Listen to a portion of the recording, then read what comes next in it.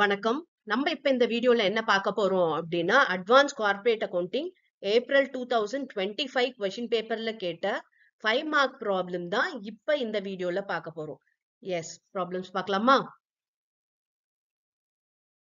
Raman Limited agrees to purchase the business Krishnan Limited on the following terms. அதாவது Raman limited என்ன பண்றாங்க? Krishnan limited purchase பண்றாங்க. Okay, என்னென்ன terms பார்க்கலாம். For each of the 10,000 shares of rupees 10 each in Krishnan Limited. Krishnan லிமிடெட்ல 10,000 share இருக்கு. ஒரு ஷேரும் 10 rupees. Okay, இதுக்கு 2 shares in Raman Limited of rupees 10 each will be issued at an agreed value of rupees 12 per share. ஓகேவா? கிருஷ்ணன் லிமிடெட்ல இருக்க ஒரு ஷேருக்கும் Raman லிமிடெட்ல 2 shares தராங்க. அதாவது 10,000 share Krishnan லிமிடெட்ல இருக்கு. அந்த 10,000 ஷேருக்கு ரெண்டு ஷேர், ஒரு ஷேருக்கு 2 ஷேர். ஓகே, அப்ப 10,000 ஷேருக்கு எவ்வளவு? 20,000 ஷேர்ஸ் வந்து ராமன் லிமிடெட் கொடுக்குறாங்க. அண்ட் ஒரு ஷேர் பிரைஸ் எவ்வளவு அப்படின்னு பாத்தீங்கன்னா 12 ரூபாய் அப்படின்ற வேல்யூல வந்து கொடுக்குறாங்க. Okay, in addition rupees 4 per share cash will be paid. Okay, அது மட்டும் இல்ல, வெறும் ஷேர்ஸ் மட்டும் ஒரு ஷேருக்கும் 2 ஷேர் கொடுக்கல, கேஷும் தராங்க. எவ்வளவு தராங்க அப்படின்னா ஒரு ஷேருக்கும் 4 rupees அப்படின்ற முறையில கேஷும் தராங்க. ஓகே, நெக்ஸ்ட் பாருங்க. 8% debenture worth rupees 80,000 will be issued to settle rupees 60,000 9% debentures in Krishnan Limited. Okay, பாத்தீங்கன்னா கிருஷ்ணன் லிமிடெட்ல இருக்க எவ்வளவு டிபெஞ்சர்ஸ் அப்படின்னா 60,000 9% டிபெஞ்சர்ஸ் இருக்கு. Okay, 8% debentures worth 80,000 will be issued. Okay, அதுக்கு செட்டில் பண்றதுக்கு எவ்வளவு தராங்கன்னா 80,000 worth டிபெஞ்சர்ஸ் ராமன் லிமிடெட் வந்து கொடுக்குறாங்க கிருஷ்ணன் லிமிடெட்க்கு. டிபெஞ்சர்ஸோட இன்ட்ரெஸ்ட் என்ன அப்படின்னா 8% டிபெஞ்சர்ஸ் வந்து கொடுக்குறாங்க. ஆல்ரெடி கிருஷ்ணன் லிமிடெட்ல இருந்தது 9%. ஓகே, ஆனா இது வந்து நம்ம பர்ச்சேஸ் கன்சிடரேஷனுக்கு எடுக்க வேண்டியது இல்ல. Next, rupees 10,000 will be paid towards expenses of winding up. Okay, winding up liquidation expenses வந்து 10,000 அப்படின்னு சொல்லியிருக்காங்க. Calculate the purchase consideration. Yes, இப்ப இத எப்படி போடுறதுன்னு பார்க்கலாமா? எஸ், இப்ப ஷேர்ஸ் வந்து எவ்வளவு தராங்க? ராமன் லிமிடெட் கிருஷ்ணன் லிமிடெட் ஒரு ஷேருக்கும் 2 ஷேர். அப்ப இங்க இருக்குது 10,000 ஷேர்ஸ். அப்ப 10,000 into 2 divided by 1. 2 divided by 1ன்றது என்ன? ஒரு ஷேருக்கு 2 ஷேர். அதுக்காக தான் 2 divided by 1 போடுறோம். அந்த ஒரு ஷேரோட பிரைஸ் எவ்வளவு அப்படின்னா 12 rupees. எவ்வளவு வருது அப்படின்னு பாத்தீங்கன்னா 2,40,000. ஓகே, ஷேர்ஸ் மட்டும் 2,40,000 worth கொடுக்குறாங்க. அது மட்டும் இல்லாம கேஷ் கொடுக்குறாங்க இல்லையா? எவ்வளவு கேஷ் கொடுக்குறாங்க? ஒரு ஷேருக்கும் 4 rupees. இங்க எவ்வளவு ஷேர் இருக்கு? 10,000 ஷேர். அப்ப 10,000 into 4 40,000 rupees என்ன கொடுக்குறாங்க? கேஷா கொடுக்குறாங்க. அப்ப ஷேர்ஸா வந்து 2,40,000 அண்ட் கேஷா 40,000. மொத்தம் எவ்வளவு அப்படின்னு பாத்தீங்கன்னா 2,80,000. இதுதான் பர்ச்சேஸ் கன்சிடரேஷன்.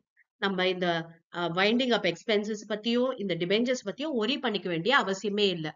ஏன்னா நம்ம வந்து இங்க என்ன பே பண்றோம் அப்படின்னா ஷேர்ஸ் கொடுக்குறோம், கேஷ் கொடுக்குறோம். இதுதான் வந்து நெட் பேமெண்ட் மெத்தட் படி பர்ச்சேஸ் கன்சிடரேஷனை இப்படிதான் கால்குலேட் பண்ணணும். பாருங்க, கொஸ்டின் வெறும் calculate the purchase consideration. அதனால இவ்வளவு நம்ம calculate பண்ணா போதும். 5 மார்க் இந்த ப்ராப்ளம்க்கு. Okay, the revenue account of life insurance company shared the life fund at rupees 73,17,000 on 31/3/2006 before taking into account the following terms. பாத்தீங்கன்னா ஒரு இன்சூரன்ஸ் கம்பெனி வந்து அதோட பேலன்ஸ் கொடுத்திருக்கு. இந்த பேலன்ஸ் எல்லாம் பாத்தீங்கன்னா இந்த ஐட்டம்ஸ் எல்லாம் கன்சிடர் பண்றதுக்கு முன்னாடி இப்ப நம்ம என்ன பண்ணணும் அப்படின்னா இந்த ஐட்டம்ஸ் எல்லாம் கன்சிடர் பண்ணி கரெக்ட் லைஃப் அஷூரன்ஸ் பண்ணி என்னன்றதை அசிடைன் பண்ணணும். ஓகே, இப்ப என்ன கால்குலேட் பண்ண சொல்லியிருக்காங்க பாருங்க. Past journal entries giving effect to the above adjustment and show the adjusted life fund. அதாவது journal entries வந்து நம்ம வந்து பாஸ் பண்ண சொல்லியிருக்காங்க இந்த அட்ஜஸ்ட்மெண்ட் எல்லாம் உட்பட. அதுக்கப்புறம் வந்து correct life assurance fund ascertain பண்ண சொல்லியிருக்காங்க. என்னென்ன கொடுத்திருக்காங்க பாருங்க. Claims intimated but not admitted 98,250. Bonus utilise in reduction of premium 13,500. interest accrued on investment 29,750. outstanding premium 27,000. claims covered under reinsurance 40,500. provision for taxation 31,500. இது எல்லாத்துக்குமே எக்ஸ்பிளனேஷன் நம்ம ப்ரீவியஸாவே வீடியோல டிஸ்கஸ் பண்ணியாச்சு. அதெல்லாம் பார்க்காதவங்க பாத்தீங்கன்னா உங்களுக்கு வந்து இதுக்கெல்லாம் அர்த்தம் என்னன்றது புரியும். எஸ். இப்ப ஃபர்ஸ்ட் நம்ம ஜர்னல் என்ட்ரி பாஸ் பண்ணலாமா? இந்த கிளைம்ஸ் இன்டிமேட்டட் பட் நாட் அட்மிட்டட்ன்றது என்ன அப்படின்னா கிளைம்ஸ் அவுட்ஸ்டாண்டிங். சோ அதுக்கான என்ட்ரி என்ன அப்படின்றத பாருங்க. Claims account debtor to outstanding claims account 98,250. சரியா? Next bonus utilise in reduction of premium. இதுக்கு வந்து பிரீமியம்க்கு போகும் இல்லையா? இப்ப bonus in reduction of premium account debtor to premium account 13,500. Next interest accrued on investment. Okay, இது இன்ட்ரெஸ்ட் அக்ரூட். ஓகேவா? Interest accrued interest account debtor to interest account 29,750. அப்புறம் outstanding premium. Outstanding பிரீமியம்ன்றது பிரீமியம்னோடது. இது வந்து கிளைம்ஸ்ன்றது எக்ஸ்பென்சஸ் அண்ட் பிரீமியம்ன்றது income. Outstanding premium account debtor to premium account 27,000. அதுக்கப்புறம் கிளைம் கவர்ஸ் அண்டர் ரீஇன்சூரன்ஸ். இது ரீஇன்சூரன்ஸ் கிளைம். பாருங்க, reinsurance claims account debtor to claims account 40,500. Okay, அடுத்து பாருங்க ப்ரொவிஷன் ஃபார் டாக்ஸேஷன். இது ரெவென்யூக்கு போகும். Okay, revenue account debtor to provision for taxation 31,500. ஓகேவா? இப்ப நம்ம ஜர்னல் என்ட்ரி எல்லாம் பாஸ் பண்ணியாச்சு. இப்ப நம்ம வந்து கரெக்ட் லைஃப் இன்சூரன்ஸ் ஃபண்ட் கண்டுபிடிக்கணும். அதுக்கு பாத்தீங்கன்னா இங்க கொடுத்திருக்க ஐட்டம்ல சில ஐட்டம் நம்ம ஆட் பண்ணணும் அண்ட் சிலதை வந்து சப்ராக்ட் பண்ணணும். ஓகே, எதெல்லாம் ஆட் பண்ணணும் அப்படின்றத பார்க்கலாம். Claims intimated but not admitted, இதை வந்து நம்ம சப்ராக்ட் பண்ணுவோம். அப்புறம் bonus utilise in reduction of premium, இதை வந்து நம்ம ஆட் பண்ணுவோம் அண்ட் இதை வந்து சப்ராக்டும் பண்ணுவோம். அப்புறம் இன்ட்ரெஸ்ட் அக்ரூட் ஆன் இன்வெஸ்ட்மெண்ட், இதை பாத்தீங்கன்னா நம்ம ஆட் பண்ணுவோம். அப்புறம் அவுட்ஸ்டாண்டிங் பிரீமியம், இது வந்து நம்ம ஆட் பண்ணுவோம். ஓகே, இது பாத்தீங்கன்னா கிளைம்ஸ் கவர்ட் அண்டர் ரீஇன்சூரன்ஸ், இதை நம்ம ஆட் பண்ணுவோம், வந்து நம்ம சப்ராக்ட் பண்ணுவோம். எஸ், இப்ப போடலாமா? பாருங்க, ஃபர்ஸ்ட் வந்து லைஃப் இன்சூரன்ஸ் ஃபண்ட் எழுதியாச்சு 73,17,000. இதோட ஆட் பண்ண வேண்டியது first bonus in reduction of premium 13,500 போட்டாச்சு. அப்புறம் இன்ட்ரெஸ்ட் அக்ரூட் ஆன் இன்வெஸ்ட்மெண்ட் 29,750 போட்டாச்சு. அதுக்கப்புறம் அவுட்ஸ்டாண்டிங் பிரீமியம் 27,000. ஓகே, இப்ப இது next claim covert under reinsurance 40,500 போட்டாச்சு.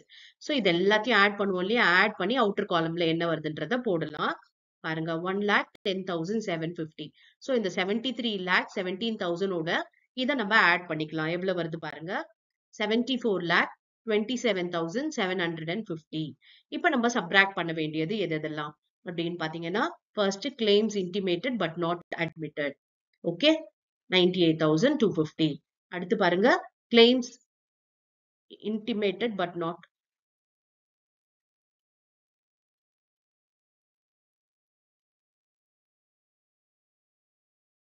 Okay, bonus in reduction of premium 13,500. இதை சப்ராக்ட் பண்ணணும். ஆடும் பண்ணுவோம், சப்ராக்டும் பண்ணுவோம். அண்ட் நெக்ஸ்ட் பாத்தீங்கன்னா ப்ரொவிஷன் ஃபார் டாக்ஸேஷன் 31,500. அதை வந்து நம்ம சப்ராக்ட் பண்ணுவோம். ஓகே, இப்ப இது எல்லாத்தையும் ஆட் பண்ணா எவ்வளவு வருதுன்றத பார்க்கலாம். 1,43,250. சோ இந்த 74,27,750ல இந்த 1,43,250 சப்ராக்ட் பண்ணணும். வரதுதான் கரெக்ட் லைஃப் இன்சூரன்ஸ் ஃபண்ட். பாருங்க, 72,84,500. ஓகேவா? ஈஸியா இருக்கு இல்லையா? கரெக்ட் லைஃப் இன்சூரன்ஸ் ஃபண்ட் ரொம்ப ஈஸியான ப்ராப்ளம். சேம் இதே கைண்ட் ஆஃப் ப்ராப்ளம் தான் 5 மார்க்ல கேக்குறாங்க இந்த இன்சூரன்ஸ் சாப்டர்ல. Okay, yes, it given below. Prepare a consolidated balance sheet. பாத்தீங்கன்னா பேலன்ஸ் ஷீட்ல லயபிலிட்டி சைட்ல ஷேர் கேபிட்டல் இருக்கு, ப்ராஃபிட் அண்ட் லாஸ் இருக்கு, கிரெடிட்டார் இருக்கு. அண்ட் அசெட் சைட் பாத்தீங்கன்னா சன்ட்ரி அசெட், ஷேர்ஸ் இருக்கு. ஓகேவா? when H Limited acquired the shares in S, the profit and loss account of the later had a credit balance of 220. Okay, எவ்வளவு credit balance இருந்திருக்கு business purchase பண்ணும்போது அப்படின்னு பாத்தீங்கன்னா 220. இது என்ன அப்படின்னு பாத்தீங்கன்னா opening balance of profit and loss. Closing பாத்தீங்கன்னா 320 இருக்கு. ஓகேவா? அதாவது க்ளோசிங்ல வந்து இருக்கிறது balance sheet figure, closing figure. And இது வந்து ஓப்பனிங் பிசினஸ பர்ச்சேஸ் பண்ணும்போது அப்படின்னு சொல்லியிருக்காங்க. அண்ட் இன்னொரு விஷயம் என்ன அப்படின்னா இதுல டேட் ஆஃப் அக்விசிஷன் கொடுக்கல. டேட் ஆஃப் அக்விசிஷன் கொடுக்கல அப்படின்னா நம்ம ஃபர்ஸ்ட் டேட்டே வந்து அக்வயர் பண்ணிட்டாங்க அப்படின்னு நம்ம அசியூம் பண்ணிக்கணும். எஸ், இப்ப போடலாமா அந்த ப்ராப்ளம்? ஓகே, ஃபர்ஸ்ட் வந்து ஹோல்டிங் கம்பெனிக்கும் மைனாரிட்டிக்கும் எவ்வளவு ஷேர் அப்படின்றத பார்க்கலாம். பாருங்க, holding company, minority. Holding company எவ்வளவு ஷேர்ஸ் வச்சிருக்காங்க? 900 ஷேர்ஸ் வச்சிருக்காங்க. அண்ட் மைனாரிட்டியோடது எவ்வளவு அப்படின்னு பாத்தீங்கன்னா இங்க மொத்த ஷேர் எவ்வளவு அப்படின்னா 1000. ஏன்னா இங்க 1 ரூபி தான் ஒரு ஷேர்னு சொல்லிட்டாங்க. இப்ப இங்க இருக்க அமௌண்ட் எவ்வளவு அப்படின்னா 1000. அப்ப 1000 divided by 1 is again 1000. அப்ப 900 shares holding company வச்சிருக்காங்க.